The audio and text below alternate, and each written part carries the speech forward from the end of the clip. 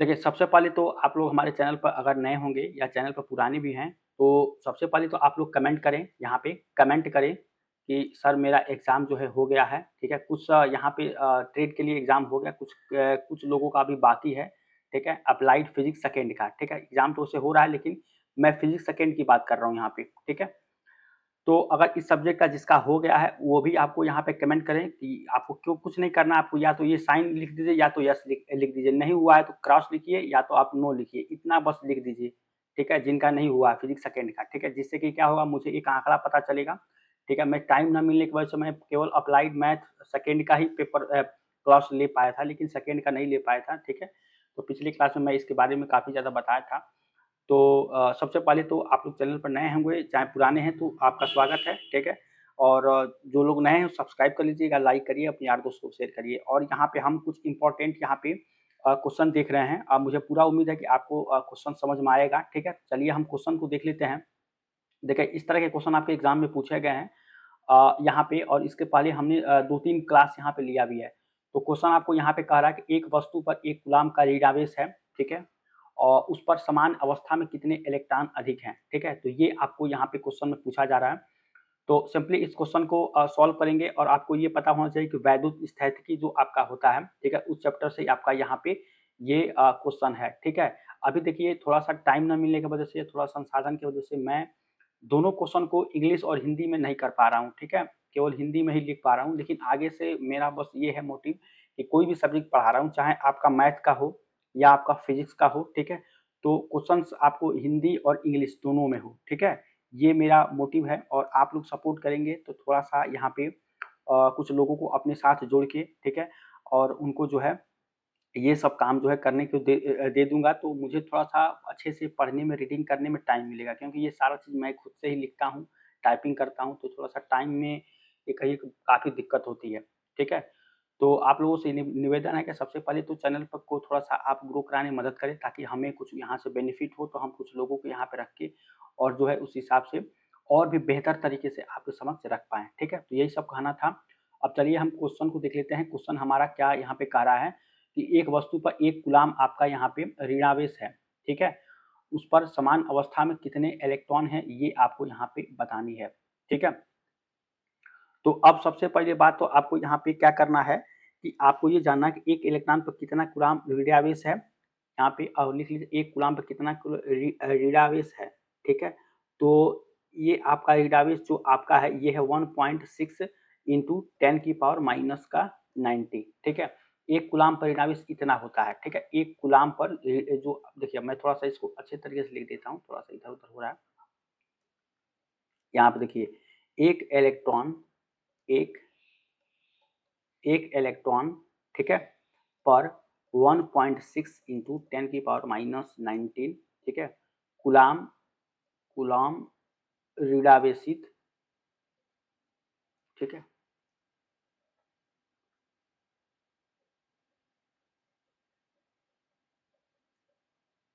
ठीक है, ऋणावेशित होता है, ठीक है, ये आपका होता है। 1 इलेक्ट्रॉन पर इतना जो है कूलाम्ब आपको क्या होता है, ऋणावेशित होता है, आपको पता होता है। 1 कूलाम्ब ऋणावेश में इलेक्ट्रॉनों की संख्या कितनी हो जाएगी?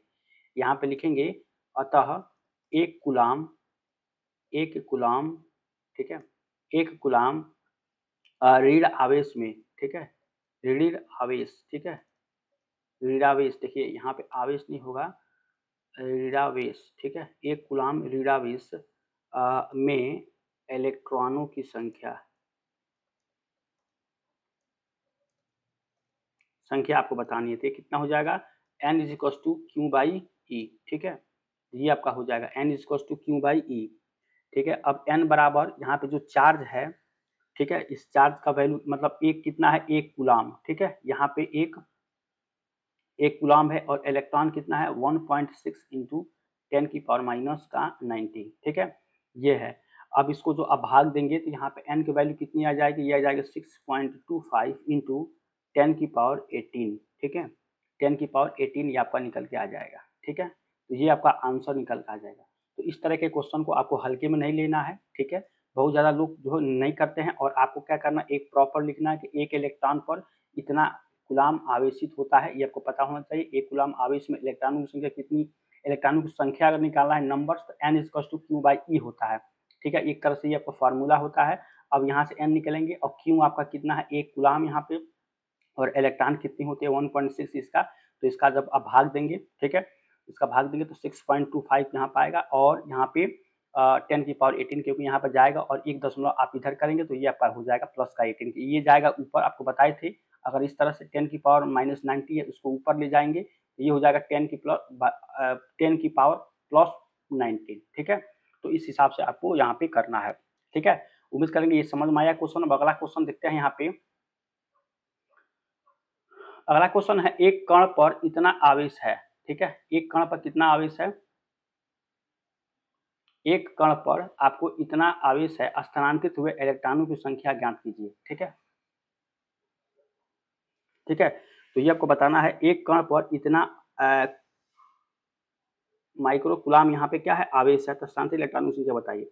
अब देखिए यहाँ पे क्यू का जो वैल्यू दिया गया है, आवेश मतलब क्यू का मतलब 2.1 माइक्रो कूलाम यहाँ पे दिया गया है, ठीक है। इसका मतलब क्या हो जाएगा, इसका मतलब वो हो जाएगा 2.8 और इंटू 10 की पावर -6 कूलाम, ठीक है। ये इतना हो जाएगा आपको, मतलब अगर क्यू को आवेश को कूलाम में चेंज करें तो 10 की पावर -6 में यहाँ पे गुणा हो जाएगा, ठीक है। और क्यू बराबर आपको NE पता है, ठीक है, क्यू बराबर NE पता है, तो यहाँ पे इलेक्ट्रॉनों की संख्या आप निकाल लेंगे, अतः इलेक्ट्रॉनों की संख्या, ठीक है, देखिए वीडियो पूरा देखिए, ठीक है, तो ही आपको यहाँ पे इलेक्ट्रॉनों की संख्या ये निकालेंगे। इलेक्ट्रॉनों की संख्या यहाँ पे आपको क्या होता है, Q equal to N E, तो फार्मूला होता है एन, जब निकालेंगे यहाँ पे तो एन बराबर हो जाएगा आपको क्यू बाई ई, ये हो जाएगा एन बराबर क्यू बाई ई होगा। और क्यू का वैल्यू आप देखिए इतना आया है, तो एन बराबर कितना हो जाएगा, क्यू देखिए यहाँ पे जो आपका क्यू है ये है 2.8 इंटू 10 की पावर, यहाँ पे आपका यहाँ पे हो जाएगा क्यू बाई 2.8 इंटू 10 की पावर -6, ठीक है।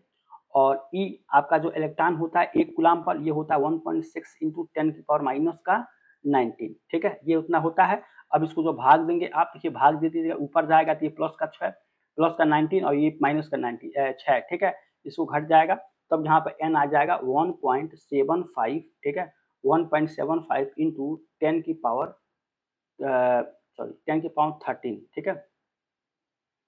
ये आपका एन का यहाँ पे वैल्यू आ जाएगा 1.75 इंटू 10 की पावर 13, तो ये आप इसका क्या हो जाएगा, ये आपका आंसर हो जाएगा, ठीक है। तो यही पूछ रहा था कि इलेक्ट्रॉनों की संख्या ज्ञात कीजिए, ठीक है। तो उम्मीद करेंगे कि आपको क्वेश्चन समझ में आया होगा। जितना भी मैं वीडियो क्वेश्चन बता रहा हूँ इतना देख कर जरूर जाइएगा, क्योंकि देखिए एक तो आपके पास टाइम नहीं है, ठीक है, टाइम नहीं है, ये आपको याद होना चाहिए, टाइम नहीं है। दूसरी बात कि जो लोग का एग्जाम हो गया उनके लिए तो कोई बात नहीं, जिनका बाकी है तो केवल ये क्वेश्चन जरूर देखे जाइएगा, इस क्वेश्चन को आपको हल्के में नहीं लेना है। ये ऐसा क्वेश्चन है कि आपको जो है पास भी करा सकता है, फेल भी करा सकता है, क्योंकि मैंने एकदम छांट के मैं यहाँ पे कर रहा हूँ। और इससे देखिएगा जितना मैं करा रहा हूँ इसमें से 70 से 80% यहाँ पे 70 से 80, ठीक है, इतना परसेंट तो इसमें से आना ही आना है, ठीक है। इस चीज को आपको ध्यान देना है, ठीक है। चलिए इस चीज को आपको ध्यान में देख कर देखना, एक बार देख लीजिएगा, वैसे तो आप बहुत ज्यादा पढ़े हैं, एक बार और देख लेकिन वीडियो ज्यादा लंबा नहीं है, ठीक है। चलिए अब क्वेश्चन देख लेते हैं अगला। यहाँ पे अगला क्वेश्चन है कूलाम का नियम क्या है, ठीक है। ये क्वेश्चन आपको पता है कूलाम का नियम क्या होता है, ठीक है। तो यहाँ पे हम कूलाम के नियम के बारे में जानेंगे। देखिए इस क्वेश्चन को समझेंगे कूलाम का नियम क्या होता है, ठीक है, और बहुत अच्छे तरीके से इसको समझेंगे कूलाम का नियम, ठीक है। इसका उत्तर लिखने से पहले हम यहाँ पे इसका आंसर लिखने से पहले यहाँ पे लिखेंगे, तो इसको लिखेंगे यहाँ पे, थोड़ा सा इसमें टाइम आपको हो सकता है कि लगे कि किन्हीं, ठीक है, आप वीडियो तेज कर लीजिएगा, ठीक है। किन्हीं दो स्थिर, यहाँ पे ध्यान से देखिएगा, किन्हीं दो स्थिर, ठीक है, स्थिर बिंदु आवेशों, ठीक है, बिंदु आवेशों, ठीक है, आवेशों के मध्य लगने वाले, आवेशों के मध्य लगने वाले, ठीक है, आवेशों को मध्य लगने वाली आकर्षण अथवा प्रतिकर्षण, ठीक है, सॉरी यहाँ पे अथवा पहले मैंने लिख दिया है, लगने वाली आकर्षण, ठीक है, आकर्षण अथवा प्रतिकर्षण, आकर्षण अथवा प्रतिकर्षण बल दोनों आवेशों, बल दोनों आवेशों की मात्राओं दोनों आवेशों की मात्राओं के गुणनफल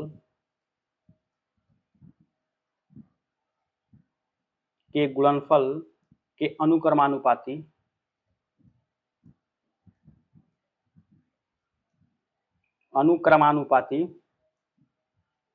तथा उनके बीच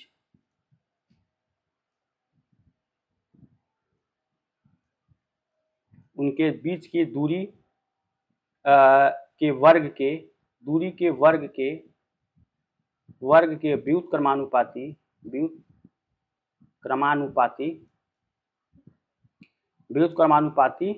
होता है। ठीक है, इन बल की दिशा उन आवेशों को, ठीक है, ये इतना आपको याद रखना है, व्युत्क्रमानुपाती होता है। और इन यहाँ पे बल की दिशा जो होती है, इन बल की दिशा, ठीक है, बल की दिशा उन आवेशों, ठीक है, उन आवेशों को मिलाने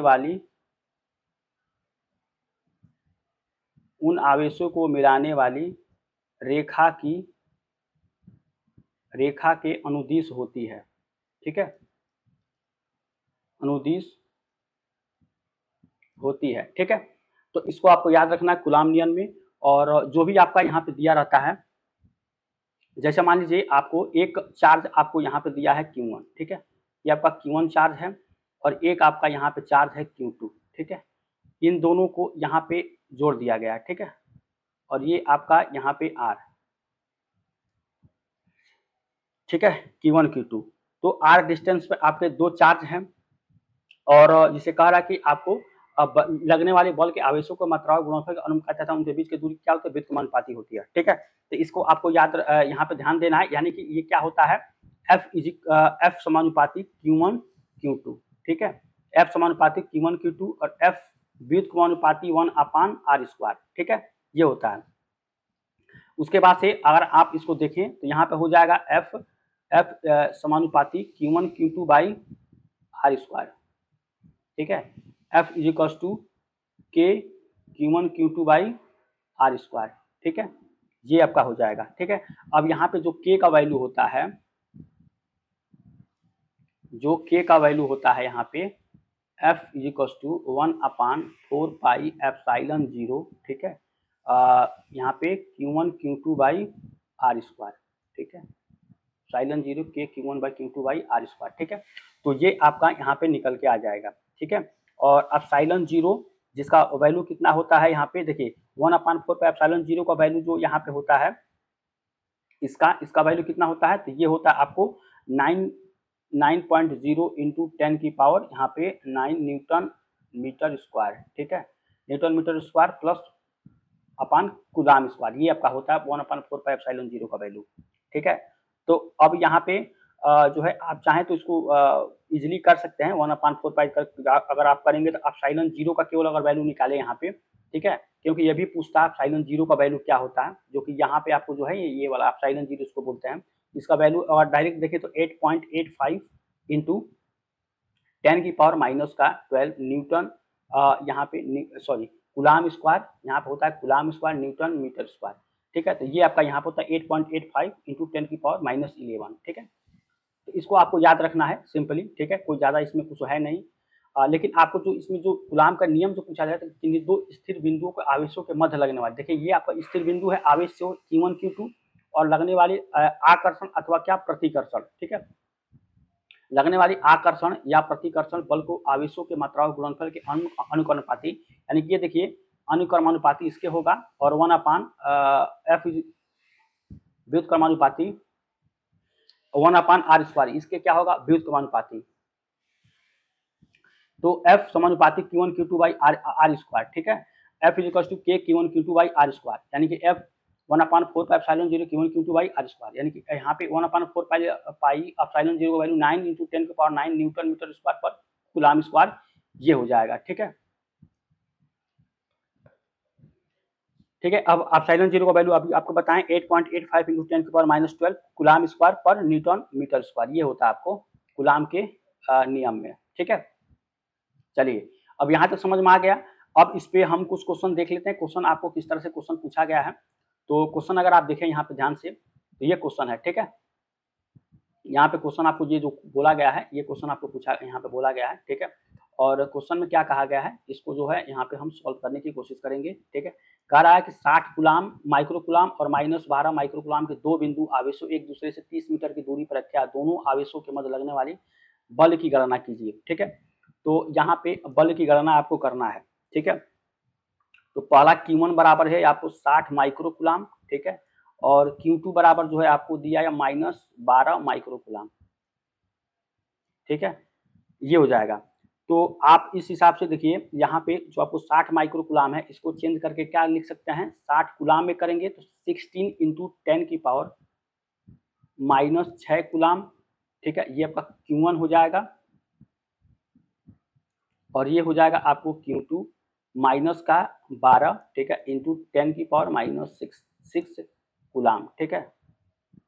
और ये आपका Q2 हो जाएगा। उसके बाद से आपका R यहाँ पे हो जाएगा। R कितना हो जाएगा, R हो जाएगा 30 सेंटीमीटर, ठीक है। और यहाँ पे कैपिटल स्मॉल r कितना हो जाएगा, इसको मीटर में चेंज करेंगे तो 0.3 ये हो जाएगा आपको मीटर, 0.3 मीटर हो जाएगा, ठीक है। ये यहाँ तक समझ में आ रहे हैं।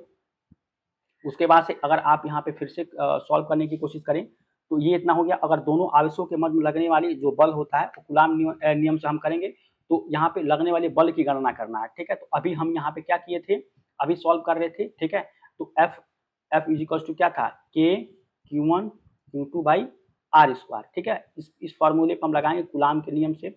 मैं यहाँ पे लिख देता हूँ कूलाम्स नियम से, ठीक है, ठीक है। इस चीज को आपको ध्यान देना है।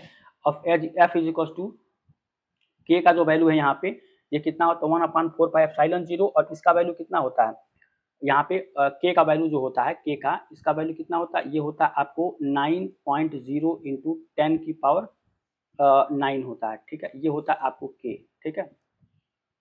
तो ये हो जाएगा 9.0 × 10 की पावर 9, और ये होता है आपको Q1 Q2 यानी कि 60 × 10 की पावर -6, और Q2 कितना होता है -12 × 10 की पावर -6,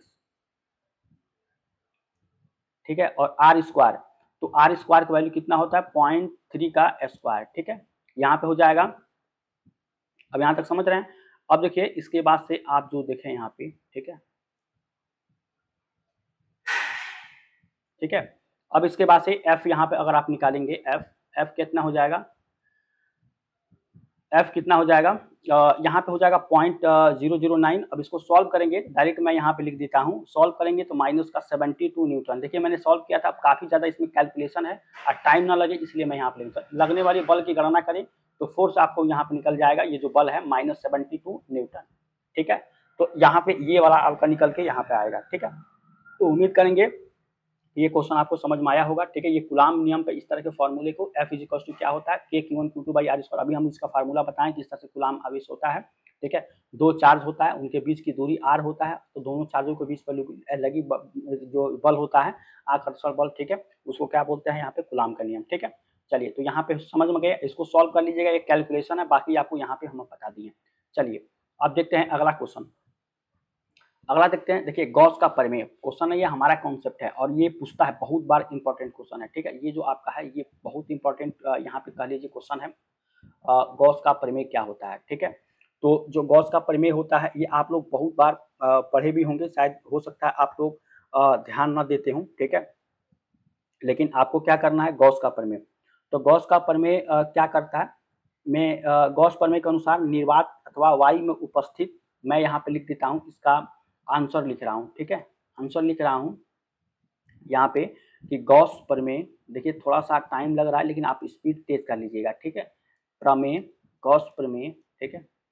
गॉस प्रमेय के अनुसार, गॉस प्रमेय के अनुसार, ठीक है, निर्वात अथवा, निर्वात मतलब वैक्यूम जो होता है, ठीक है, अथवा वायु मतलब जहाँ पर इसमें वायु न हो, इसका मतलब ये होता है निर्वात अथवा वायु, निर्वात अथवा वायु, निर्वात अथवा वायु में उपस्थित, में उपस्थित किसी वैद्युत, किसी वैद्युत क्षेत्र में,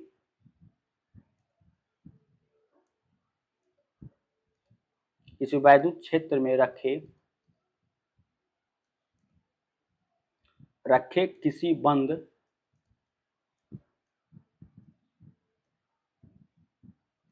पृष्ठ, मतलब क्लोज सरफेस, ठीक है, इसको बोलेंगे क्लोज सरफेस, ठीक है, बंद पृष्ठ सरफेस से संबद्ध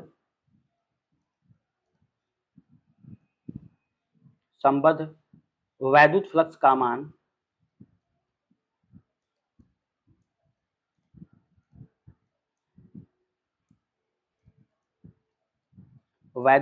मान उस बंद पृष्ठ से घिरे, ठीक है, पृष्ठ से घिरे आयतन में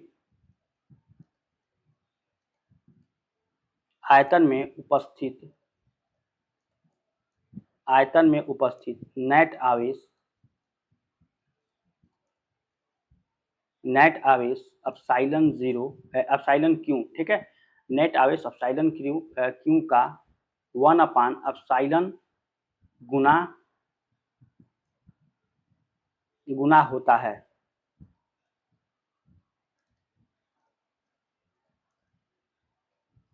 ठीक है। तो यहाँ पे क्या हो जाएगा, इसमें अगर फॉर्मूले की बात करें, देखिए, तो गॉस प्रमेय के अनुसार निर्वात अथवा वायु में उपस्थित किसी वैद्युत क्षेत्र में रखे किसी बंद पृष्ठ, ठीक है, क्लोज सरफेस से संबंध वैद्युत फ्लक्स का मान उस बंद पृष्ठ से घिरे आयतन के उपस्थित नेट आवेश एप्सिलॉन जीरो का 1/एप्सिलॉन क्यू का 1/एप्सिलॉन गुना ये होता है, ठीक है। और अगर आप इसकी बॉडी की बात करें, अगर मान ली इस तरह की कोई बॉडी है, ठीक है, तो आप क्या करते हैं, केवल आपको इतना दूर आपको लेना है, ठीक है, इतना दूर आपको लेना है, ठीक है। और इसमें आपको फिगर बना के जो है समझना है कि ये मान लीजिए इतना सरफेस हम ले रहे हैं, ठीक है, इतना सरफेस हम क्या कर रहे हैं, यहाँ पे ले रहे हैं, ठीक है। तो इसमें क्या होता है कि ये आपको यहाँ से ये हो जाएगा, ठीक है, इतना दूर, ठीक है, इसको ये है। और यहाँ पे जो आपका आता है ये DW के बराबर इतना आता है, ठीक है, ये पॉइंट O है, ठीक है। और ये मान लीजिए यहाँ चार्ज कोई क्यूब है, तो ये जो आपका यहाँ पे एंगल निकल के आता है, ये सीधे अगर आप देखें यहाँ पे एंगल की बात करें, ठीक है, तो यहाँ से आपको ये निकल के आ जाएगा DS, ठीक है, वेक्टर DS, और एंगल यहाँ पे निकलेगा थीटा, ठीक है। और ये जो हो जाएगा ये E के यहाँ पे आ जाएगा और इसको बोलते हैं DS, ठीक है। तो इस तरह से आपके होते हैं, ठीक है। और चार्ज यहाँ पे कैप N के बराबर होता है, ठीक है। तो इस चीज को आपको याद रखना है, आगे इसको निकाल के भी देखें तो ये ज्यादा ही होता है, ठीक है। लेकिन कह रहा है कि नेट आवेश जो आपका एप्सिलॉन क्यू होगा, क्यू का 1/एप्सिलॉन गुना ये होता है, ठीक है। तो इस चीज को आपको याद रखना है। जो इसका फार्मूला होता है 5 से इसको रिप्रेजेंट करते हैं, तो ये होगा आपको क्लोज्ड, क्योंकि यहाँ पे देखिए कह रहा है किसी बंद पृष्ठ मतलब क्लोज सरफेस, तो इंटीग्रेशन यहाँ पे क्लोज इसका होगा और ये ई इसका हो जाएगा, ठीक है, EDSK, ठीक है, यहाँ समझ रहे हैं। तब अब यहाँ पे फाई निकालेंगे तो ये हो जाएगा 1/एप्सिलॉन जीरो, ठीक है, और यहाँ पे हो जाएगा समेशन यहाँ पे आपको क्यू, ठीक है। तो ये आपका निकल के यहाँ पे आ जाएगा, ठीक है। ये आपका क्या हो जाएगा, गॉस प्रमेय के अनुसार यहाँ पे फाई 1/एप्सिलॉन जीरो और यहाँ पे समेशन क्यू, मतलब जो चार्ज है आपका जो कि यहाँ पे दिया गया है और इसके गुना होता है जो कि चार्ज और 1/एप्सिलॉन गुना के बराबर होता है, ठीक है।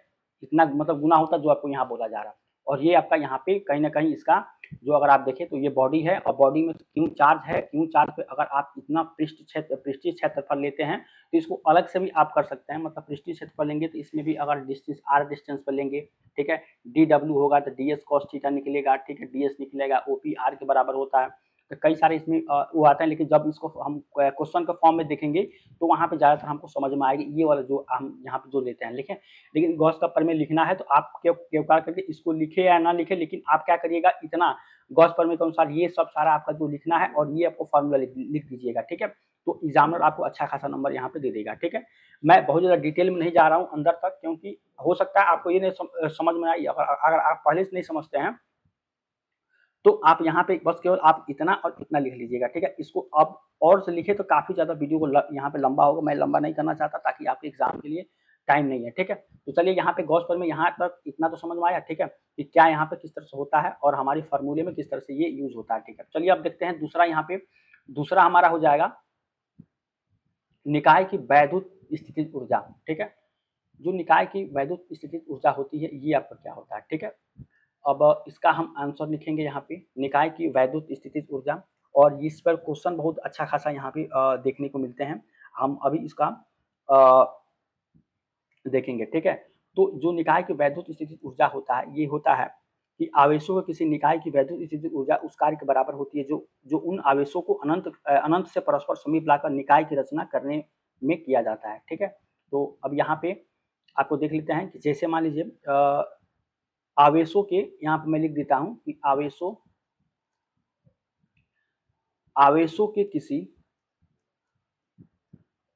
को किसी निकाय की वैद्युत, ठीक है, निकाय की वैद्युत स्थितिज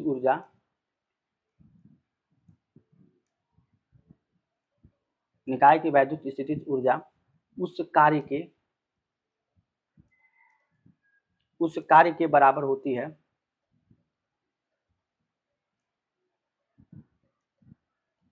ठीक है, जो उन आवेशों को अनंत से, ठीक है, अनंत से परस्पर समीप लाकर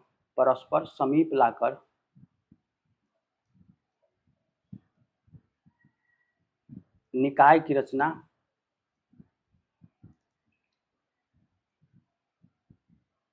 करने में किया,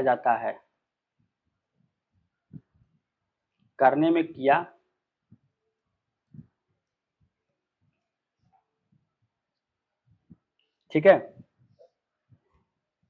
अब ये आपको हो गया यहाँ पे कि आवेशों किसी निकाय में वैद्युत स्थितिज ऊर्जा उस कार्य के बराबर जो उस आवेशों को अनंत से परस्पर समीप लाकर निकाय की रचना करने के लिए किया जाता है, ठीक है। और अगर आप चार्ज की बात करें तो दो अगर चार्ज है, यहाँ पे आपको Q1 चार्ज है, ठीक है, और इसके बाद से आपको यहाँ पे Q2 चार्ज है, ठीक है। ये आपको दो चार्ज है और इसकी जो दूरी होगी, डिस्टेंस, ये आपकी R है, ठीक है। ये प्लस Q1, ये आपका माइनस Q1, ठीक है। सॉरी, ये दोनों आपके प्लस ही होंगे चार्ज, ठीक है। तो अब आप यहाँ पे अगर आप देखें तो आपका जो इसका जो मेन फार्मूला होता है स्टैटिक ऊर्जा का, मैं यहाँ पे आपको बता देता हूँ। सेम आपको कूलम्ब्स नियम के अनुसार यहाँ पे होगा। मतलब अगर आप यहाँ पे देखें तो U इक्वल टू आपका आ जाएगा 1/4 पाई एप्सिलॉन 0 और Q1 Q2 by R square, ठीक है। इसका डायरेक्ट यहाँ पे फार्मूला होता है, मैं इसको पूरे नहीं देखूंगा, जैसे कि हम उसमें देखे हैं, ठीक है। जो अभी हम कूलम्ब का नियम देखे हैं उसी तरह से आपको यहाँ पे देखेंगे दो चार्ज है, प्लस Q1 और प्लस Q2, ठीक है, और R डिस्टेंस पे है। तो ये इसका हो जाएगा वैद्युत स्थितिज ऊर्जा का फार्मूला, ठीक है। वैद्युत स्थितिज ऊर्जा, ठीक है, ठीक है। तो ये आपका यहाँ पे फार्मूला निकल के आ जाएगा। चलिए, तो यहाँ तक समझ में आया और इतना आपका जूल निकल के यहाँ पे आ जाएगा, ठीक है। चलिए, तो अब इस पे हम एक क्वेश्चन देखेंगे और समझ में, देखिए यहाँ तक समझ में आया। आवेशों की किसी निकाय को वैद्युत ऊर्जा उस कार्य के बराबर होती है जो उसके आवेशों को अनंत से परस्पर लाने के लिए, मतलब अनंत से परस्पर लाने के लिए निकाय की रचना जो किया जाता है, ठीक है, जितना कार्य किया जाता है, ठीक है, वो उसके बराबर होती है, ठीक है। इसका फार्मूला होता है U इक्वल टू 1/4 इतना जूल होता है, ठीक है। चलिए, अब यहाँ तक समझ में आया। अब इसके बाद से हम यहाँ पे देखेंगे अगला हम हमारा जो होगा ये क्वेश्चन देखेंगे हम अगला। कह रहा है कि देखिए यहाँ पे यहाँ पे यूरेनियम का यहाँ पे 238 आपको यहाँ पे दे रहा है, ठीक है। यूरेनियम का U इतना, नाभिक में 2 प्रोटॉन, इतना मीटर की दूरी पर उसकी परस्पर वैद्युत ऊर्जा की गणना करिए और इलेक्ट्रॉन इतना है, ठीक है। अब इसको जो है हम सॉल्व करेंगे, ठीक है। सॉल्व करते वक्त इसका जो है क्वेश्चन को हम देखेंगे।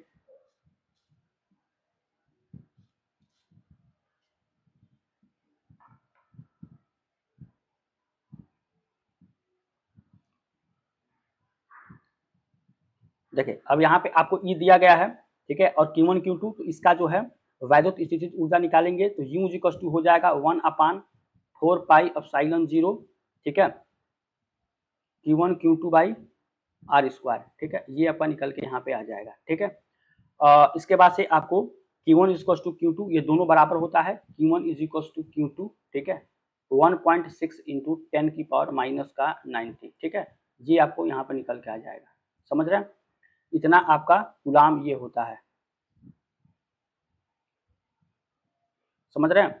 अब देखिए यहाँ पे जो आर की वैल्यू जो आएगी वो आर की वैल्यू कितनी हो जाएगी 8.0 इंटू 10 की पावर माइनस का 15 मीटर, ठीक है, ये आपका आर निकल के आ जाएगा, ठीक है, समझ रहे हैं, इतना मीटर आपका हो जाएगा 15 मीटर।